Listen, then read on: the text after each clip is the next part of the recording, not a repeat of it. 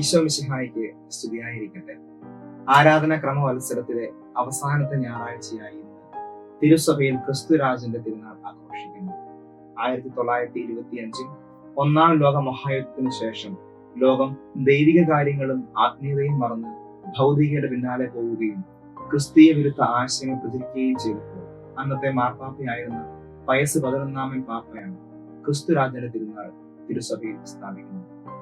സർവ സൃഷ്ടികളുടെ മേലുള്ള ഈശോയുടെ പരമാധികാരത്തെയും എല്ലാ കുടുംബങ്ങളിലും സംവിധാനങ്ങളിലും വ്യക്തികളിലുമുള്ള അവിടുത്തെ ആത്മീയ രാജത്വത്തെയും ഉയർത്തിക്കാട്ടുക എന്നതായിരുന്നു ഇതിലൂടെ പാപ്പ ലക്ഷ്യമിട്ടത്. രണ്ടാം വത്തിക്കാൻ കൗൺസിലിന് ശേഷം പോൾ 6 പാപ്പ ഈ തിരുനാൾ ആരാധന മത്സരത്തിന്റെ അവസാനത്തെ ഞായറാഴ്ചയിലേക്ക് മാറ്റി.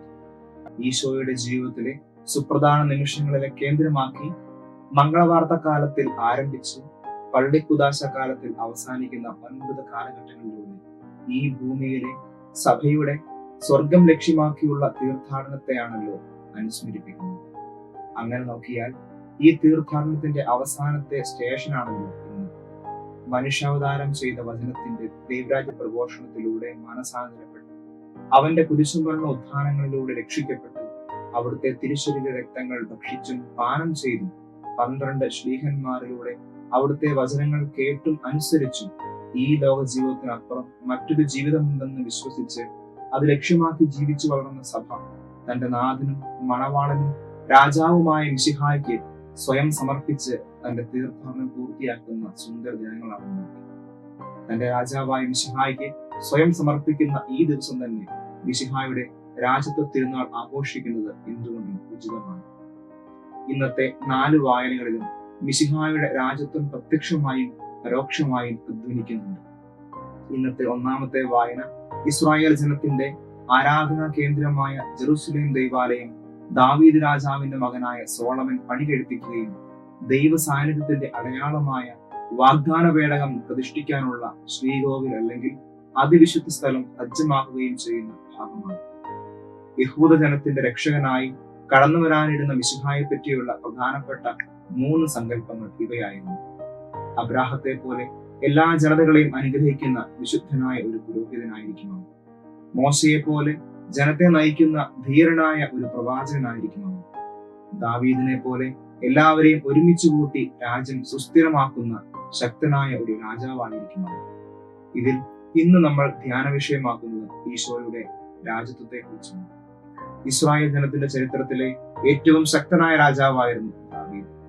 ദൈവത്തിന്റെ ഹൃദയത്തിന് ഇണങ്ങിയത്. ജെറുസലേം ദൈവാലയം പണികഴിപ്പിക്കാനുള്ള സ്ഥലം വാങ്ങിയത് ദാവീദായിരുന്നെങ്കിലും ദൈവാലയം നിർമ്മിക്കാനുള്ള നിയോഗം ലഭിച്ചത് അദ്ദേഹത്തിന്റെ മകനായ സോളമനായിരുന്നു. സാമുവേലിന്റെ 2 പുസ്തകത്തിൽ 7 അധ്യായം 12 മുതലുള്ള വാക്യങ്ങളിൽ ഈ കാര്യം ദൈവം ദാവീദിനോട് പറയുന്നു. ദിനങ്ങൾ തികഞ്ഞ് നീ പൂർവികരോട് ചേരുമ്പോൾ നിന്റെ ഔരസപുത്രനെ ഞാൻ ഉയർത്തി അവന്റെ രാജ്യം സുസ്ഥിരമാക്കും. അവൻ എനിക്ക് ആലയം പണിയും. അവന്റെ രാജസിംഹാസനം ഞാൻ എന്നേക്കും സ്ഥിരപ്പെടുത്തും. ഞാൻ അവന് പിതാവും അവൻ എനിക്ക് പുത്രനുമായിരിക്കും. പഴയ നിയമം മുഴുവനും പുതിയ നിയമത്തിന്റെ നിഴലാണല്ലോ. ദൈവം ദാവീദിന് നൽകിയ വ്യവസ്ഥകളില്ലാത്ത ഈ വാഗ്ദാനം യഥാർത്ഥത്തിൽ പൂർത്തിയാക്കപ്പെടുന്നത് ഈശോയിലാണ്. അത് വിശുദ്ധീകരിക്കുന്ന സുവിശേഷ ഭാഗമാണെന്ന് ഇന്ന് നമ്മൾ വായിച്ചു കേട്ടത്. ചിതറിപ്പോയ ഇസ്രായേൽ ജനത്തെ ഒരുമിച്ച് കൂട്ടി മറ്റൊരു ജനതയിൽ നിന്ന് ജെറുസലേം പട്ടണം പിടിച്ചടക്കി അവരെ ഒന്നിപ്പിച്ചത് ദാവീദ് രാജാവായിരുന്നു. പുതിയ നിയമത്തിൽ പാപം മൂലം ദൈവത്തിൽ നിന്നും അകന്നുപോയ ജനത്തെ തന്റെ പരിഹാര ബലിയിലൂടെ ഒന്നിച്ചു കൂട്ടുന്നത് ഈശോയാണ്. മനുഷ്യകരങ്ങളാൽ നിർമ്മിതമായ ജെറുസലേം ദേവാലയം പണിതത് സോളമൻ രാജാവാണെങ്കിൽ പുതിയ നിയമത്തിൽ ദൈവത്തെ കണ്ടെത്തുന്ന, ദൈവത്തെ അനുഭവിക്കാൻ സാധിക്കുന്ന യഥാർത്ഥ ദൈവാലയമായി സ്വയം മാറിയത് ഈശോയാണ്. സോളമൻ ഈശോയുടെ നിഴലായിരുന്നു. പുതിയ നിയമത്തിൽ വാഗ്ദാന പൂർത്തീകരണം എന്നോണം ഈശോ ദാവീദിന്റെ പുത്രനായി മാറുന്നു. ദാവീദിനെ പോലെ ശക്തനായ ഒരു രാജാവ് വന്ന് റോമാക്കാരുടെ ഭരണത്തിൽ നിന്ന് തങ്ങളെ രക്ഷിക്കുമെന്നുള്ള യഹൂദ ജനത്തിന്റെ ദീർഘ കാത്തിരിപ്പിന് ഉത്തരമായി ഈശോ കടന്നു വന്നു. എന്നാൽ കേവലം ഈ ലോകത്തിലെ ഒരു സാമ്രാജ്യ ശക്തിയുടെ അടിമത്തത്തിൽ നിന്ന് രക്ഷിക്കുന്ന ഒരു രാജാവായിട്ടല്ല അവിടുന്ന് കടന്നു വന്നത്. മറിച്ച് അങ്ങ് ഏദനിൽ ആരംഭിച്ച പാപത്തിന്റെയും മരണത്തിന്റെയും ശക്തികളെ നിർവീര്യമാക്കി ദൈവമക്കളുടെ സ്വാതന്ത്ര്യത്തിലേക്ക് ഉയർത്തുന്ന സ്വർഗത്തിന്റെ രാജകുമാരനായിട്ടാണ് അവിടുന്ന് അവതാരം ചെയ്തത്. യഹൂദജനം പ്രതീക്ഷിച്ചിരുന്നത് പോലെ ഈ ലോകത്തിന്റെ മാനദണ്ഡങ്ങൾ അനുസരിച്ചുള്ള ഒരു രാജാവല്ല താനെന്ന് ഈശോയ്ക്ക് നന്നായി അറിയാമായിരുന്നത് കൊണ്ടും എന്നാൽ തന്നെ കേൾക്കുന്നവർക്ക് അത് ഗ്രഹിക്കാൻ തക്ക പ്രാപ്തി ഇല്ലാതിരുന്നത് കൊണ്ടുമാണ് തന്റെ പരസ്യ ജീവിത കാലത്ത് പലപ്പോഴും തന്നെ രാജാവാക്കാൻ ജനങ്ങൾ ശ്രമിച്ചപ്പോഴും ഈശോ അതിൽ നിന്നെല്ലാം സ്വയം ഒഴിഞ്ഞു മാറിയത്. റോമാക്കാരുടെ ഭരണത്തിന് കീഴിൽ സ്വയം ഒരാൾ രാജാവായി പ്രഖ്യാപിക്കുന്നത് മരണശിക്ഷ അർഹിക്കുന്ന കുറ്റമായിരുന്നു. ഇപ്രകാരം പരസ്യ ജീവിത കാലത്ത് താൻ രാജാവാണെന്ന് പ്രഖ്യാപിച്ചാൽ തന്റെ മനുഷ്യാവതാര നിയോഗം പൂർത്തിയാക്കാൻ കഴിയാതെ വരുമെന്ന് അവിടുത്തേക്ക് നന്നായി അറിയാമായിരുന്നു. അവൻ യഹൂദരുടെ രാജാവാണെന്ന് സ്വയം പ്രഖ്യാപിച്ചു എന്ന കുറ്റമാണല്ലോ ഈശോയെ കൊല്ലാൻ പീലാത്തോസിന് ഏൽപ്പിച്ചു കൊടുക്കുമ്പോൾ യഹൂദർ ഈശോയിൽ ആരോപിക്കുന്നു. എന്നാൽ വിചാരണ വേളയിൽ തന്റെ രാജ്യം ഐഹികമല്ല, ഈ ലോകത്തിന്റെ കാഴ്ചപ്പാടുകൾ അനുസരിച്ചുള്ള ഒരു രാജ്യത്വമല്ല തനിക്കുള്ളതെന്ന് ഈശോ പീലാത്തോസിന് വ്യക്തമാക്കുന്നു.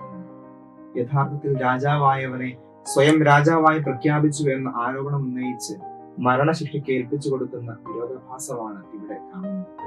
യഥാർത്ഥ രാജാവ് ഇവിടെ തിരസ്കരിക്കപ്പെടുന്നു. എന്നാൽ ഇസ്രായേലിന്റെ ചരിത്രത്തിൽ ദൈവത്തെ തിരസ്കരിക്കുന്നത് ഇത് ആദ്യത്തെ സംഭവമല്ല. ദൈവമായിരുന്നു ഇസ്രായേൽ ജനത്തിന്റെ രാജാവ്.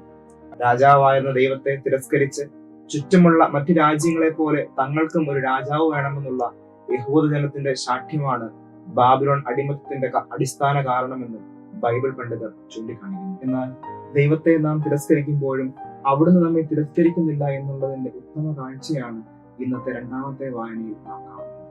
എസെക്കിയേൽ പ്രവാചകന്റെ ദർശനത്തിൽ സോളമൻ പണികഴിപ്പിച്ച ജെറുസലേം ദേവാലയത്തിൽ നിന്നും ഉയർന്ന ദൈവത്തിന്റെ മഹത്വം കിഴക്കേ പടിപ്പുരയിലൂടെ കടന്ന് പുറത്തേക്ക് പോകുന്ന ഭാഗം വായിക്കുമ്പോൾ ദൈവം തന്റെ ആലയത്തെയും ജനത്തെയും ഉപേക്ഷിച്ചു പോയോ എന്ന് ഒറ്റനോട്ടത്തിൽ സംശയം തോന്നുമെങ്കിലും യഥാർത്ഥത്തിൽ ബൈബിൾ പണ്ഡിതരുടെ അഭിപ്രായം തന്നെ തിരസ്കരിച്ചത് മൂലം ബാബിലോൺ അടിമത്തം ക്ഷണിച്ചു വരുത്തിയ തന്റെ ജനത്തിന്റെ ബാബിലോൺ നാട്ടിലെ കഷ്ടപ്പാടുകളിലേക്കും ദുരിതങ്ങളിലേക്കും അവർ പോയ അതേ വഴിയിലൂടെ ഇറങ്ങി ചെല്ലുന്ന ദൈവത്തെയാണ് ദേവാലയം വിട്ടിറങ്ങുന്ന ദൈവമഹത്വം സൂചിപ്പിക്കുന്നത്.